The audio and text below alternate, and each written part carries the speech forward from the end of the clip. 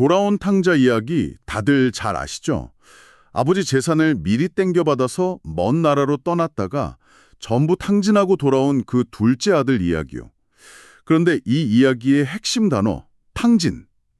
그러니까 방탕한 삶 하면 보통 어떤 이미지가 떠오르세요?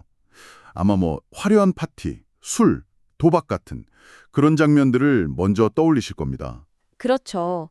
보통은 그런 도덕적인 타락 아니면 무절제한 쾌락 이런 걸 생각하기 마련이죠. 그런데 오늘 우리가 깊이 파고들 자료, 한편의 설교문은요. 그 방탕이라는 개념을 완전히 다른 차원으로 끌고 갑니다. 다른 차원이요? 네, 우리가 생각하는 것보다 훨씬 더 근본적이고 어쩌면 더 무서운 의미가 그 안에 숨어 있다고 지적하거든요. 네, 바로 그 지점입니다. 오늘 탐구의 목표가 바로 익숙한 돌아온 탕자 이야기에서 출발해서요. 영화 빠삐용의 한 장면, 그리고 고대 왕의 비극적인 선택까지 넘나들면서 인생을 낭비한다는 것의 진짜 의미를 파헤쳐보는 겁니다. 어쩌면 오늘 이 이야기를 통해서 당신의 시간과 삶을 바라보는 관점이 조금은 달라질 수도 있을 겁니다. 자, 그럼 탕자의 이야기부터 다시 한번 찬찬히 뜯어볼까요? 이야기의 시작이 그 둘째 아들이 아버지에게 아버지, 재산 중에서 제게 돌아올 몫을 주십시오. 이렇게 요구하는 장면이잖아요. 사실 그냥 들으면 좀 버릇없어 보이긴 하지만 이게 당시 유대 사회에서는 어느 정도로 받아들여지는 일이었나요? 아, 그건 정말 상상을 초월할 정도로 충격적인 요구였습니다. 상상을 초월할 정도요? 네, 자료에서 인용한 중동 전문가 케네스 베일리의 분석에 따르면요. 이건 단순히 돈을 달라는 이야기가 아니에요. 문자 그대로 아버지, 당신이 돌아가셨으면 좋겠습니다. 당신의 죽음을 기다릴 수가 없으니 지금 유산을 주십시오라고 말하는 것과 똑같았다고 합니다. 와, 그 종격도요? 이건 거의 저주에 가까운 말이네요. 그렇죠. 사실상 아버지와의 관계를 끊어버리고 아버지를 살아있는 사람으로 취급하지 않겠다는 선언이나 마찬가지죠. 보통의 아버지라면 정말 뺨이라도 때리면서 막았을 것 같은데요. 그랬겠죠. 하지만 아버지는 놀랍게도 그 요구를 들어줍니다. 자료는 이 지점에서 아버지의 마음을 헤아려 보는데요.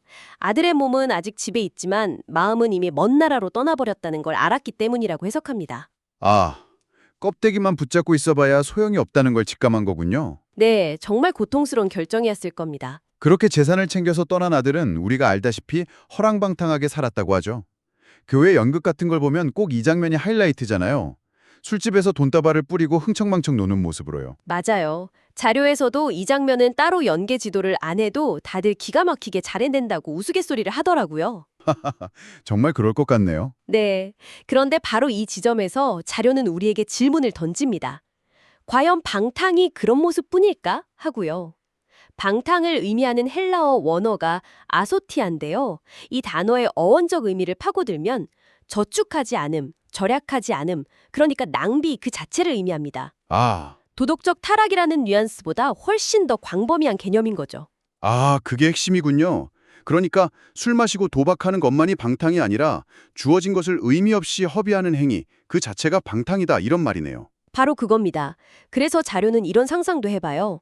탕자가 술과 여자에 빠져서 돈을 날린 게 아니라 야심차게 스타트업을 창업했다가 실패했을 수도 있다는 거죠. 그것도 가능하겠네요. 혹은 유망하다는 주식에 영끌해서 투자했다가 휴지 조각이 되고 마지막 한 방을 노리고 복권을 샀지만 결국 빈털터리가 되는 시나리오. 이것도 얼마든지 가능하다는 겁니다. 듣고 보니 훨씬 더 현실적으로 와닿네요. 과정이 어땠든 그에게 주어진 소중한 기회와 자산을 가지고 결국 아무것도 남기지 못한 것. 그 결과가 바로 낭비된 인생이고 그것이 허랑방탕의 본질이라는 거군요. 네, 맞습니다. 의도가 선했든 악했든 결과적으로 삶을 낭비했다면 그것이 바로 아소티아의 상태라는 거죠. 이 관점으로 보면 방탕은 어떤 특정 계층의 문란한 사람들에게만 해당되는 이야기가 아니라 우리 모두에게 해당될 수 있는 아주 보편적인 문제가 되는 겁니다. 인생 낭비가 바로 죄의 본질이라는 개념.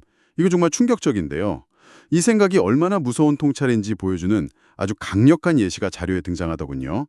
바로 영화 빠삐용 이야기입니다. 네, 앙리 샤리에리의 자전적 소설을 원작으로 한 영화죠.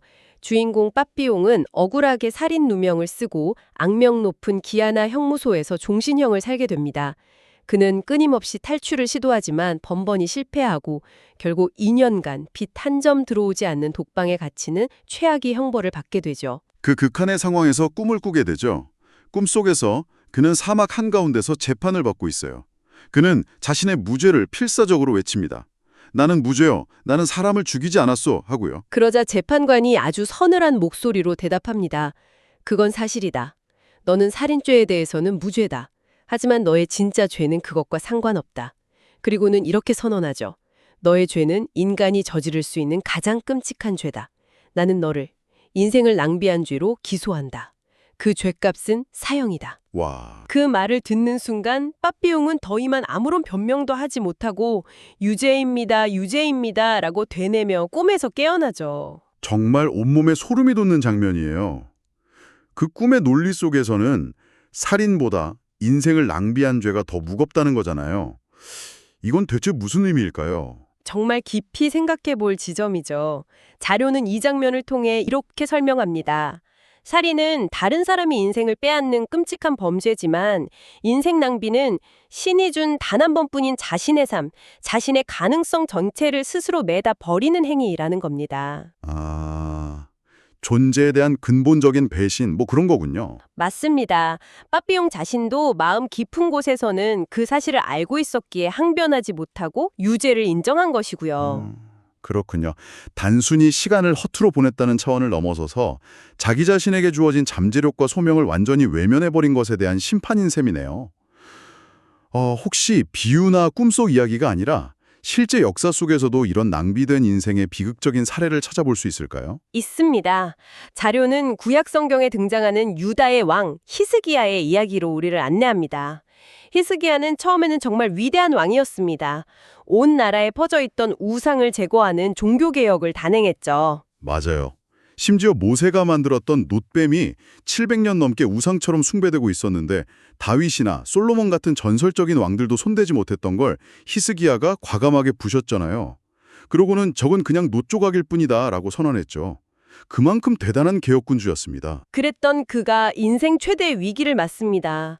그의 나이 39살에 당대 최강대국인 아수르가 나라를 침공하고 동시에 자신은 죽을 병에 걸리고 말죠. 국가의 운명과 자신의 목숨이 동시에 경각에 달린 거네요. 네, 절체절명의 위기 앞에서 히스기야는 벽을 향해 통곡하며 기도합니다.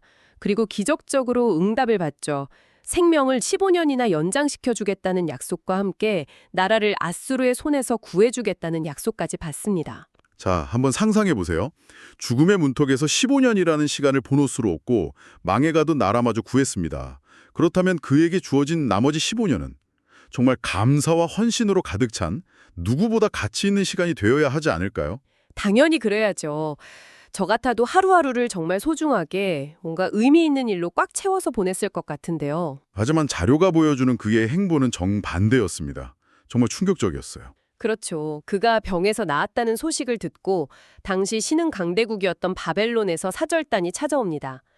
히스기야는 그들에게 자신의 왕궁 보물창고와 무기고를 남김없이 다 보여주면서 국력을 과시합니다. 이게 하나님 덕분에 위기를 극복했다는 감사의 표현이 아니라 우리나라가 이만큼 강하니 우리와 동맹을 맺자는 그런 정치적인 제스처였군요. 바로 그겁니다. 하나님의 자리에 강대국을 올려놓으려는 신호를 보낸 거죠. 그 소식을 들은 이사야 선지자가 찾아와서 그의 행동이 어떤 끔찍한 결과를 낳을지 예언하죠. 네, 그가 보여준 모든 것이 바벨론에 빼앗기고 그의 후손들은 바벨론 왕궁의 환관, 즉 내시가 되는 치욕을 겪을 것이라고요. 이때 히스기야의 대답이 정말 기가 막힙니다. 당신이 전한 여호와의 말씀이 좋소이다. 다만 내가 살아있는 동안에는 평안과 안정이 있을 것이니 그걸로 됐소. 와, 정말 이기적이라는 말밖에 안 나오네요. 미래의 나라가 망하든 후손이 어떻게 되든 상관없고 내 남은 15년 동안만 편안하면 된다는 거잖아요. 즉 자기 자신의 안위를 위해서만 사용하겠다는 선언이죠. 정확합니다. 그래서 자료는 성경 기록을 쭉 살펴보면 히스기야의 모든 선한 업적과 위대한 개혁은 전부 그가 생명을 연장받기 이전에 행한 것들이라고 지적합니다. 그 이후 15년 동안은 그가 이룬 것이 아무것도 기록되어 있지 않아요. 그럼 그 15년의 시간 전체가 완벽한 방탕, 즉 낭비로 채워진 거네요? 네, 그렇습니다. 심지어 그의 아들 므낫세는 이스라엘 역사상 최악의 폭군 중 한 명이 되는데 아마도 아버지의 이런 이기적이고 불신앙적인 모습만 보고 자란 영향이 컸다고 해석할 수 있겠죠. 한 개인의 낭비된 15년이 다음 세대와 나라 전체에 어두운 그림자를 드리운 셈이군요. 탕자의 이야기부터 빠삐용, 히스기야까지 인생 낭비라는 게 얼마나 파괴적인지 절실히 깨닫게 되네요. 그런데 여기서 자료는 아주 흥미로운 반전을 시도합니다. 그렇다면 모든 낭비가 다 나쁜 것일까? 라는 질문을 던지면서요. 네, 바로 거룩한 낭비라는 개념의 등장입니다. 자료는 이 개념을 설명하기 위해 세 가지 예를 듭니다. 첫 번째는 예수님이 수많은 군중을 가르치실 때 자신의 보잘것없는 도시락, 빵 5개와 물고기 2마리를 기꺼이 내놓았던 한 소년의 이야기입니다. 그렇죠. 어른들의 계산으로는 말도 안 되는 일이었죠. 그 많은 사람 앞에서 자기 도시락 하나 내놓는 건 그냥 낭비처럼 보였을 겁니다. 하지만 그 작은 낭비가 5천 명 이상을 먹이는 기적의 시작점이 되었습니다. 두 번째에는 선한 사마리아인의 비유입니다. 네. 강도를 만나 길에 쓰러져 죽어가던 사람을 모두가 외면하고 지나갈 때 한 사마리아인이 그를 구해줍니다. 그는 자신의 가던 길을 멈추고 시간을 낭비했고 상처를 치료해주며 기름과 포도주를 낭비했고 여관에 데려가 자기 돈을 낭비하며 그를 돌봐주죠. 사회적으로 멸시받던 사마리아인이 보여준 이 낭비야말로 한 생명을 살린 가장 가치 있는 행동이었네요. 그리고 자료는 가장 궁극적인 거룩한 낭비의 예시로 예수 그리스도의 삶 자체를 꼽습니다. 우리를 구원하기 위해 자신의 모든 것을 아낌없이 내어준 그 희생이야말로 가장 위대한 낭비라고요. 맞습니다. 이 관점을 통해 우리는 낭비의 방향성에 대해 질문하게 됩니다. 탕자나 히스기야처럼 오직 나 자신만을 위해 모든 것을 허비하는 이기적인 낭비인가? 아니면 소년과 사마리아인처럼 다른 생명을 살리고 더 큰 가치를 만들어내는 거룩한 낭비인가? 이것이 방탕과 헌신에 가르는 결정적인 차이라는 것이 이 자료의 핵심 통찰입니다. 오늘 우리는 방탕이라는 한 단어에서 시작해서 인생을 살아가는 근본적인 태도에 대한 깊은 성찰까지 함께 나눠봤습니다. 단순히 돈을 흥청망청 쓰는 것을 넘어서 인생 자체를 허비하는 것이 방탕의 본질이라는 재정의에서 출발했고요. 빠삐용의 절교와 히스기야 왕의 잃어버린 15년을 살펴봤고 마지막으로 거룩한 낭비라는 희망적인 대안까지 탐구해보았네요. 네. 자료는 술 취하지 말라, 이는 방탕한 것이니 라는 성경 구절을 인용하면서 이 모든 논의를 마무리합니다. 여기서 술은 단순히 알코올만을 의미하는 게 아니라고 확장해서 해석하죠. 아, 그래요? 네, 우리의 정신을 흐리게 하고 진짜 중요한 영원한 가치를 보지 못하게 만들고 결국 인생을 낭비하게 만드는 모든 것의 총체라고 설명합니다. 예를 들면 어떤 것들이 있을까요? 인터넷 중독, 쇼핑 중독, 끝없는 자기연민 혹은 비현실적인 망상에 빠져 사는 것까지도 포함될 수 있겠죠. 우리를 현실에 발딛고 의미 있는 삶을 살지 못하게 만드는 모든 것들이 현대판 술이자 방탕의 원인이 될 수 있다는 겁니다. 결국 핵심은 나는 지금 무엇에 취해 살아가고 있는가라는 질문이겠네요.